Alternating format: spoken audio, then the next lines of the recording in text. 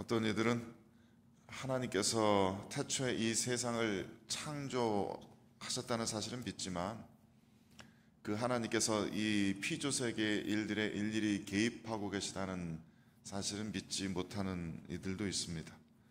말하자면 시계를 만들어 두면은, 그래서 시계를 만들고서 태엽을 감아 두면은 그냥 시계가 저절로 움직이는 것처럼 창조자 하나님께서도 이 세상을 그저 창조해 놓으셨고 그 다음에는 정해진 물리 법칙대로 온 우주가 움직일 뿐이다. 그러니까 하나님께서 굳이 이 피조세계에 개입하실 필요도 이유도 없으시다.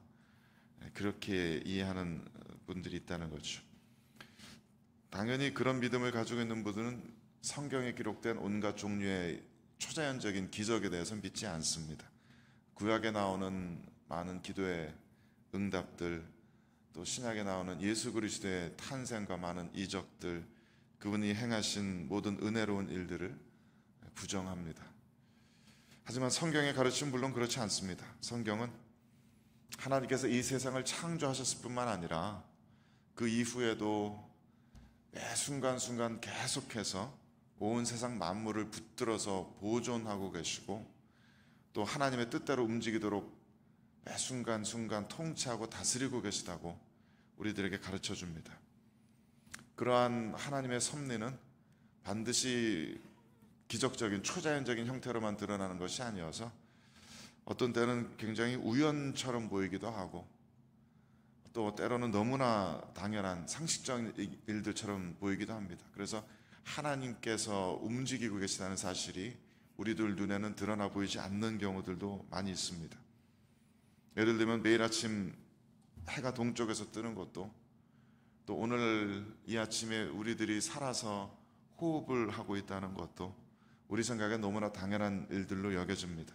거기에 전혀 신적인 하나님의 능력이 개입되지 않은 것처럼 여겨지기도 하지만 사실은 그런 것들이 모두 하나님의 일반적인 섭리에 의한 통치입니다. 때로 우리 눈에 보이지 않고 우리가 모르고 지나칠 때가 많지만 하나님께서는 지금 이 순간도 온 세상 피조세계의 생명을 붙드시고 보존하시고 또 하나님의 뜻대로 움직이도록 통치하고 계시는 줄을 우리는 믿습니다. 오늘 본문의 말씀도 그러한 하나님의 섭리에 대한 증언들로 가득해 보입니다.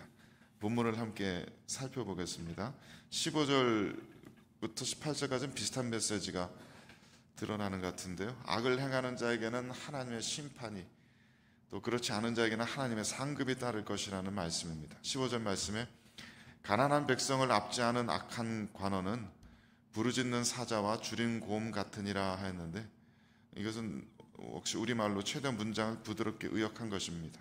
실제 원문을 보면 꼭 수수께끼를 담은 시같이 여백이 많은 좀 그런 문장으로 되어 있습니다. 그래서 최대한 직역하자면은 이렇게 됩니다. 사자는 부르짖고 곰은 내달리고 악한 통치자는 가난한 백성들 위에, 이런 문장으로 되어 있습니다.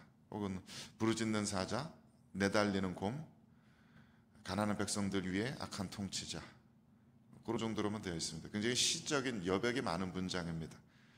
오히려 그런 시적인 문장들 때문에 가난한 백성들에게 이 악한 통치자가 얼마나 공포스러운 그런 존재들인지가 더욱 생생하게 전달되는 듯합니다. 16절 말씀에서도 무지한 치리자, 즉 지혜가 없는 통치자, 이런 이들은 강한 압제자이다 라고 쓰고 있습니다. 그것도 비슷한 문맥이죠. 통치자에게 하나님의 지혜가 없으면 연약한 백성들을 압제합니다. 하나님의 다스림의 원리를 알지 못하니까 그저 자기 욕심대로 백성들을 억누르는 것입니다. 그들에게 심하게 강탈합니다. 그 악하고 어리석은 통치자들이 마치 부르짖는 사자처럼 또 굶주린 곰처럼 백성들을 괴롭히고 두렵게 한다는 말씀입니다. 하나님께서 이러한 이들을 다루십니다. 물론 이신론자들의 주장이 맞다면 하나님께서는 이런 일들에 대해서도 개입하지 않으시겠죠. 이신론자들의 논리대로라면 이 세상은 그저 약육강식의 논리대로 강한 자는 점점 더 강해지고 약한 자는 점점 더 약해질 겁니다. 부유한 자는 점점 더 부유해지고 힘없는 자는 점점 더 주변으로 밀려날 뿐일 겁니다. 그게 이 자연 세계에서의 원리로 보여지니까요. 하지만 창조주 하나님께서는 그것을 다스리십니다. 물론 지금 이 세상은 우리가 보기에도 자연 세계 룰들을 따라서 그렇게 돌아가는 것처럼 보이기도 하죠. 돈 많은 재벌들은, 또 권력을 잡은 정치가들은 늘 가난한 사람들 속이고 착취하고, 그래서 부자는 더욱더 부자가 되고 가난한 자는 더욱더 가난한 자가 되는 그런 세상을 만들어가고 있는 것 같습니다만, 하나님께서는 결국 이 세상의 그런 악을 가만히 내버려만 두지는 않으실 것입니다. 17절 말씀 보니까 사람의 피를 흘린 자는 함정으로 달려갈 것이니 그를 막지 말지니라 하였습니다.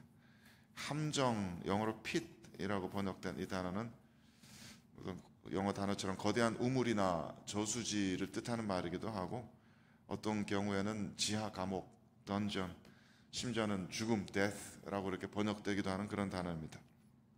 그러니까 이 문장은 사람의 피를 흘리는 자는 거대한 구덩이를 향해 다름질쳐 가는 자이다, 이렇게도 번역될 수 있을 겁니다. 사람의 피를 흘리는 자는 마치 구덩이를 향해 다름질치는 것처럼 스스로 죽음의 형벌을 자초하고 있는 것이다. 다른 사람의 피를 흘리고 다른 사람에게 해를 입히고 다른 사람의 것 함부로 강탈하고 억압하는 자들은 지금은 마구 거침없이 다름질쳐 가는 것처럼 보이지만 결국 그 종말은 깊은 구덩이에 빠지는 것밖에 되지 않을 것이다 라는 것입니다. 옆에서 그 모습을 지켜본다면은, 그 피를 흘리는 자가 막 달려가다가 구덩이에 빠지는 모습을 본다면은 이것은 기가 막힌 우연처럼 보일지도 모릅니다. 확률적으로 대단히 심각한 일이 어쩌다가 일어난 것처럼 보일지도 모릅니다. 하지만 하나님께서는 그런 일들을 미리 예견해서 말씀하고 계시는 것입니다. 악한 이들은, 피를 흘리는 자들은, 억압하는 자들은 결국 이렇게 스스로 죽음을 자초해서 구덩이에 빠지게 될 것이다. 어쩌면 예견이라기보다는 그것을 하나님의 언약이라고 표현해도 좋을지 모르겠습니다. 하나님께서 하시는 말씀이니 틀림없이 그대로 이루어지게 될 겁니다. 하나님께서 세상을 향해서 그렇게 선포하고 계시는 것입니다. 그래서 이것은 그 앞에 나온 무지한 치리자들, 가난한 백성을 압제하는 악한 관원들에게도 해당되는 말씀일 겁니다. 자신의 탐욕을 위해서 백성들을 괴롭히는 자들, 그들에게 해를 입히는 자들, 하나님께서는 반드시 보응하실 것이다.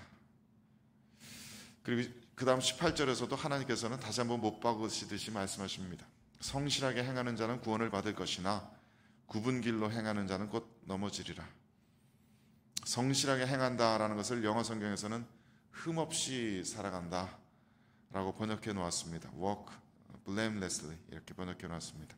성실하게 하나님께서 원하시는 그 길을 뚜벅뚜벅 걸어가는 자는 때로는 그 길이 위험해 보일지라도, 또 때로는 어리석어 보일지라도 결국은 하나님의 구원에 이르게 될 것이다. 하지만 굽은 길로 행하는 자는, 정도를 벗어난 사악한 길을 걸어가는 자는 넘어질 것이다. fall all at once 라고 이렇게 했습니다. 그때가 언제가 될지는 모르지만 하나님께서 정하신 그때 반드시 악을 행하는 자들은 분명히 넘어지게 되어 있다, 망하게 되어 있다. 이것이 하나님께서 성경에 기록해 두신 진리의 말씀입니다. 이 세상을 다스리시는 통치의 원리입니다. 오늘 본문의 말씀들은 대부분 그런 하나님의 통치의 원리들을, 하나님의 말하자면 언약들을 증언해 주고 있습니다. 19절 말씀에서처럼 방탕하게 살아가는 자는 가난해질 겁니다. 자신에게 주어진 땅을 부지런히 가는 자는 부유해질 겁니다. 또 20절 말씀처럼 충성스러운 자는 복을 받을 것입니다. 또 속히 부하고자 하는 자, 즉 일확천금을 노리는 자는 반드시 형벌을 면치 못할 것입니다. 악한 탐욕을 가지고 살아가는 자는 재물을 원하지만 결국은 가난해질 것이고, 부모의 물건을 도적질하는 자, 욕심이 많은 자, 자기 자신을 믿는 자, 또 가난한 자를 못 본 채 하는 자들, 모두 다 그에 따른 저주와 형벌이 뒤따르게 될 것입니다. 신앙을 가지고 살아간다는 것은 이러한 원리를 가지고 온 세상을 다스리고 계시는 그 하나님의 섭리를 믿고 신뢰한다라는 그런 뜻이겠죠. 우리 눈으로 보기에는 세상이 그렇게 돌아가는 것 같지 않아도, 우리 눈으로 보기에는 악한 자들이 늘 득세하고 선한 자들이 늘 짓밟히는 것 같아도, 그 타이밍들이 우리들의 눈으로 보기에는 너무나 오래 걸리고 너무나 많이 참고 기다려야 하는 것 같아도, 신앙을 가진 우리는 반드시 하나님께서 이러한 원리대로 온 세상을 다스려 가고 계시는 것을 믿고 신뢰하며 참고 기다립니다. 하나님께서 공의의 하나님이시기에 언제고 분명히 우리들의 모든 억울한 것을 알아주실 것을, 우리들의 모든 눈물을 다 닦아주실 것을 우리는 믿습니다. 또한 하나님께서는 공의의 하나님이시기에 때로는 우리들 스스로가 범죄하고 잘못하는 것도 하나님께서는 분명히 들춰내시고 징계하실 날이 있으실 것이라는 것도 우리는 분명하게 알고 있습니다. 그러니 두려운 마음으로 우리는 마음을 낮추고 하나님의 섭리를 믿고 따릅니다. 성급하게 판단하지 않고 미리 좌절하거나 낙담하지 않고 하나님의 신실한 역사하심을 믿고 의지합니다.